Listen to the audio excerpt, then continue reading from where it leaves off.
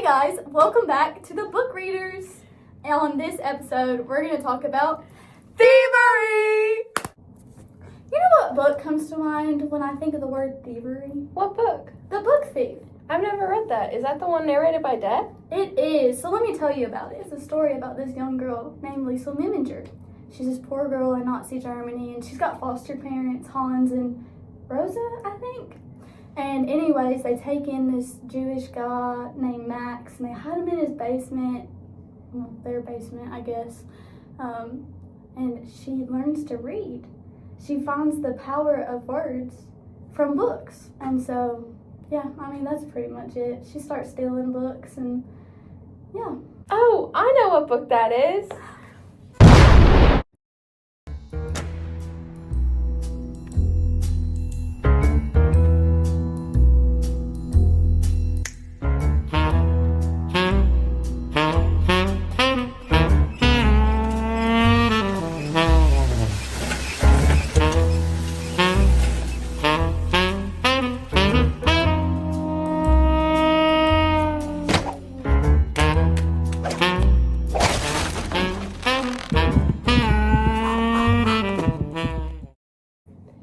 Words. That sounds like a good theme, doesn't it?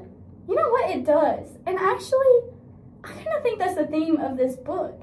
I mean, it really goes into how words can be used for kindness or cruelty, how Liesl uses the words to, when she tells stories to Max and stuff when he's sick, and how it just gives her comfort that he might wake up one day and she could tell him all about it, and how she also reads to people in the bomb shelter to get all their minds off of what is going on up in the world, you know. Up above them. And then the book also talks about Hitler and him using his words to manipulate everybody. Actually, in the book, the author talks about how when Hitler was a young man trying to figure out how he could take over the world, he figured it out a few days later that words was the answer.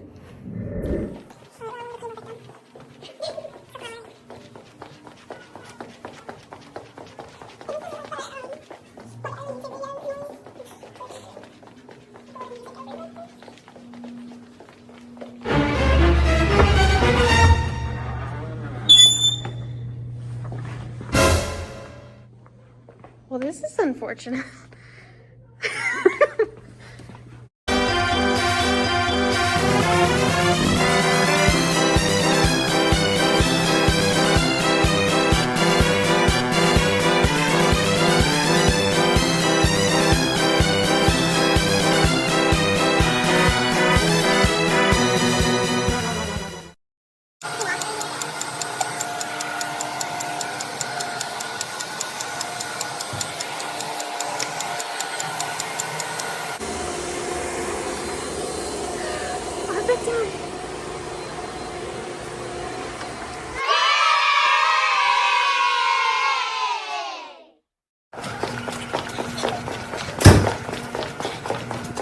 We're here with Mr. Dunlap. So, what do you know about World War II? Oddly enough, a significant amount. My dad is a history buff. My grandfather served in World War II, so quite a lot. I don't know what that means, but I do. Yeah. Despite the fact I teach English, history would have been my second, probably, focus. All right. So, what do you know about how Hitler rose to power? I know, of course, this is crazy. He started in World War I, was disillusioned with basically the way the government was structured, and starting in the late 1920s, leading into the 1930s, I believe in 33, he came to power. And starting with basically his beer house or beer garden speeches, really got the masses to follow him. Being an emphatic speaker and somebody that could address the issues and the problems that were facing Germany during that period. The hierarchy was not really providing anything for veterans or from World War I or for just the general populace below the upper middle class. And so that disillusionment is a very powerful thing. And so he was able to garner a lot of support just starting there and then moving his way up. It's wild to think that someone so horrible later on was Time Magazine's Man of the Year, like in, I think it was like 1939. You go 6-7 years later, we understand how horrible he actually was. So that was one of the biggest things, was just his ability to manipulate and motivate people, and then really kind of take over by more word of mouth than by force. And then once he was in power, it was all about force. You had the Night of Knives, where they pretty much went around and destroyed Jewish businesses and different stuff like that. And it's wild to think that, in hindsight, that what atrocities were committed. So in our book that we actually have to make this podcast about, the author, like, we think the theme of the book is really just the power of words.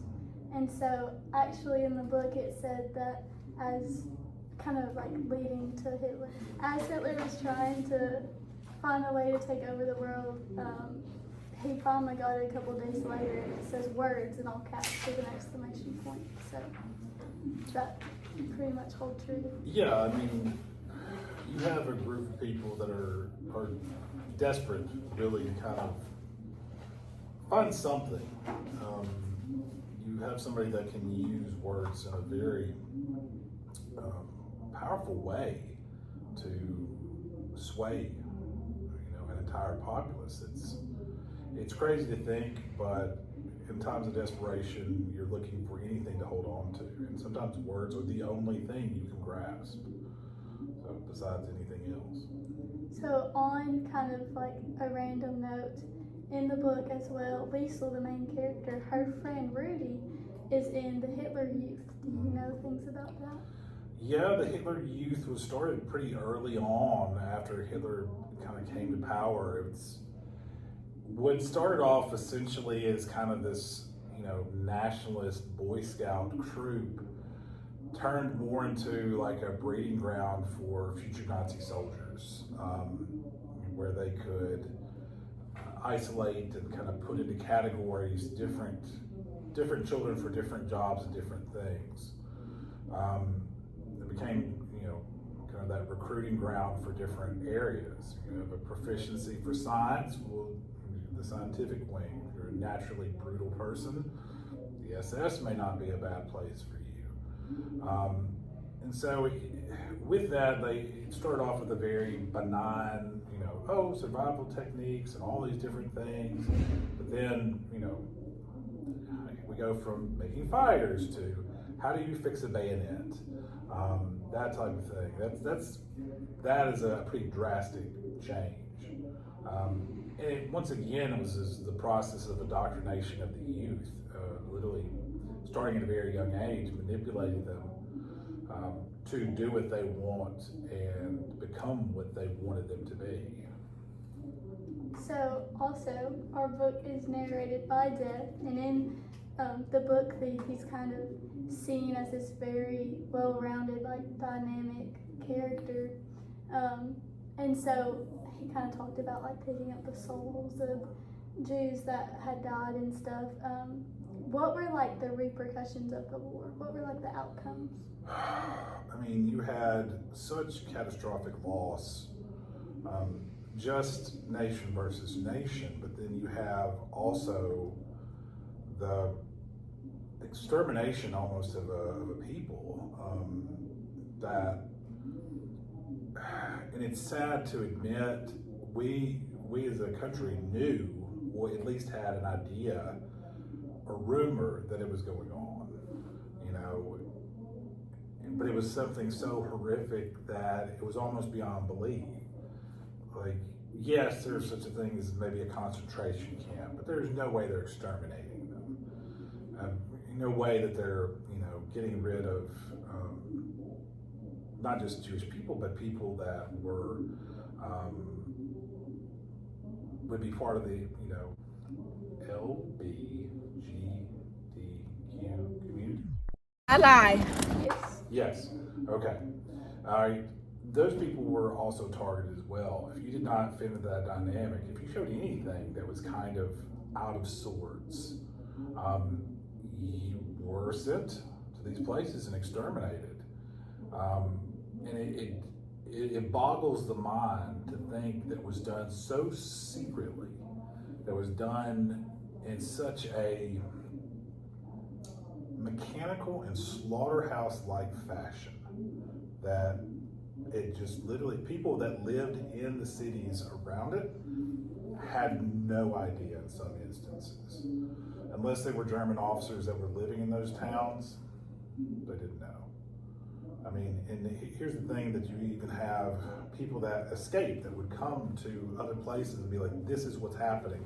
And people refused to believe them. Like, they could not believe that that was actually happening. They're like, this person has obviously lost their mind, because we thought no one would be that monstrous and, you know, just kill out, I mean, just literally just pull off hate killings, just simply because it did not fit into the dynamic of what their future held as far as the Aryan race, or culturally what it didn't fit into what they viewed as being right. You know, we look at that today and we think, well, that's insane. And it really was an insane ideology that was, you know, mass packaged and put out to an entire population of a country that they accepted and gladly turned in their neighbors and gladly turned in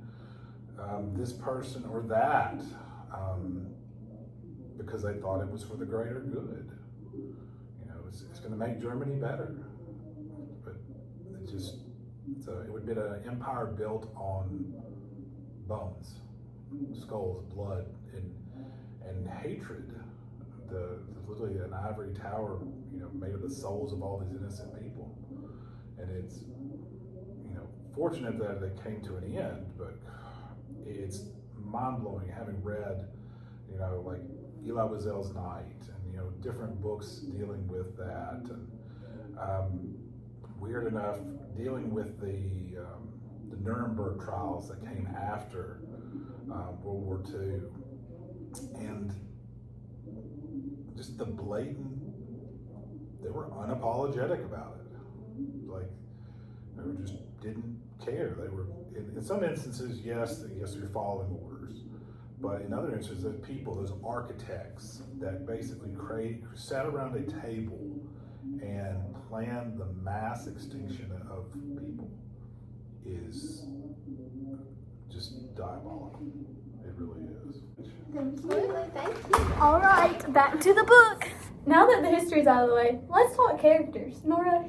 Yeah, I think a character who isn't talked about enough but talks far too much is Death. You know what? You're so right. Death is a very dynamic character. He shows his emotions by interacting with people and talking about how he feels, but he can be the very polar opposite at times and be very blunt. You know what? I really noticed that. And it's almost like he's like talking to people, even though like they, yeah. No, we're good, we're good. You know, he talks to people and all, but the people don't know he's there. And you know, there's times where like he's picking up like these dead bodies and these souls and stuff, and he says like he just throws them over his back and everything and just takes them like it's another day of work. And I remember this page in the book where everybody that he took one day that had died one day, he treated them like a newborn baby. And I'm like, how could you be so different? Yeah, exactly. Norah, you watched the movie, didn't you? I did, and there was a couple major minor differences, and one of them was about Death, and his character was really different in the movie. How so? He was just more of a narrator. Like, he didn't have any emotions like he did in the book. He just he talked, but he didn't talk as much as he did in the book either. He talked like 4 or 5 times throughout the whole movie. Did he do any spoilers? He didn't do any spoilers. Because in the book, Death foreshadowed too much. He gave us too much information, and I was like, so I'm going to read this section of the book and just know that these people die. Yeah, in the movie, he just kind of would come in and talk about things after they happened. Or while they were happening. Okay, so were there differences outside of death? There was a couple. Like Max, he had a bigger personality in the book, I would say. But in the movie, he didn't really have as much of one. In the movie, he kind of just was like pushed aside and everything. Yeah, he was just kind of more like a background character. See, in the book, I felt like he really helped all the characters grow. And like without him, we wouldn't see so much growth and so much courage from like the Hubermans and Liesel. Yeah, I understand where you're coming from, but in the movie he didn't do as much. He was there and he helped and he talked to people and he did help with some character development, but I don't feel like it was as big of a character development as in the book. I get that. Is there anything different about like Hans or Rosa? Hans was more of just like the heroic character. He didn't display as much fear as he did in the book. He really only had like one fearful moment. Yeah. I feel like in the book, it really dived into like her and her parents' like fearful times, like with Max in their basement. Like when they came to check their house and see if their basement was good for a bomb shelter or not. I just feel like it really, you don't see as much like heroic moments from him, you know? Yeah, during that scene in the movie, Hans kind of just took over and he took care of it and he was doing everything and Rosa was freaking out. They kind of just made Hans be more of a... like a family man. Yeah. Like a stereotypical... like their protector, yeah. So, on a scale of 1 to 10, how similar is the movie to the book? 10 being like the same. I would say either an 8 or a 9. There was only a couple differences, but overall it was pretty similar. So, do you think any of our listeners who may be trying to skip reading a book for class or something could just watch the movie and be okay? I think so. I think they could do it. They just might miss a couple specific questions. That's very interesting. Well, okay, so overall, this book just really dove into historical things, like what would happen, like if you hid Jews and stuff, and you know, difficult times for families during World War II and stuff. And I also think like it had very dynamic characters, and there were a lot of dynamic characters actually in the book. And it's interesting to see that the movie is so different. But do you have anything left to add? I don't think so. I think we're all good. Well, this has been Kate and Norah. We're the book readers.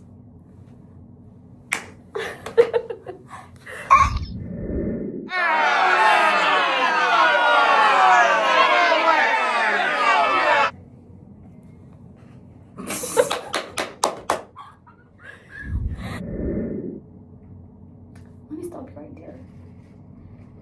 You know what Okay, now that we've gotten the history out of the way, let's dive into characters.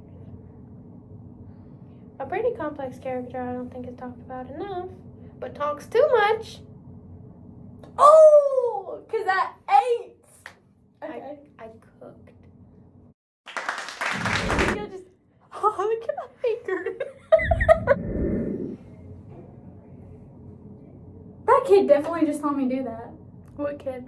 The one, it just walked across there. Oh, Owen? But I was doing that at, Yeah. whatever.